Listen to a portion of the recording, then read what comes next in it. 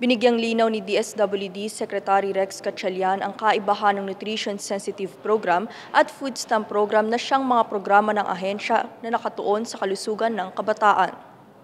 Inihayag ni Department of Social Welfare and Development o DSWD Secretary Rex Gatchalian na isang issue sa nutrisyon ng kabataan ay ang problema ng stunting sa bansa.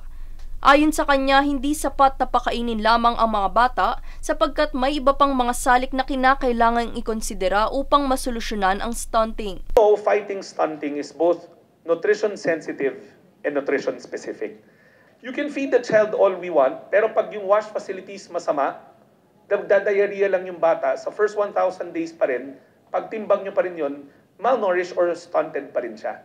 Kaya't inihain ni Gatchalian ang kanilang hakbang na Nutrition Sensitive Program na may pagkakaiba sa Food Stamp Program o FSP ng ahensya. Nutrition specific is the food you give.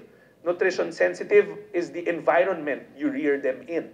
Paliwanag ni Gatchalian na bukod sa pagpapakain na layunin ng FSP ay mayroon ding nilalaman ang Nutrition Sensitive Program na nakatuon sa pagbibigay prioridad sa wastong pangangalaga sa kalusugan gaya ng malinis na palikuran, milk baths at early childhood simulation facilities. Matatanda ang inilunsad ng DSWD ang Food Stamp Program para masolusyonan ang food poverty at malnutrisyon sa bansa kung saan ibinahagi rin ni Gatchalian ang Nutrition Development Session ng FSP.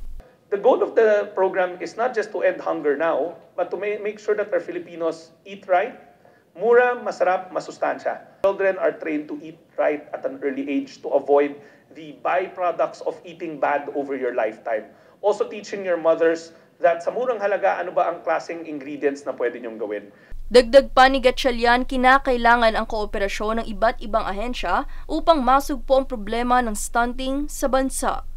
Daniza Lopez, nag-uulat para sa One Media Network.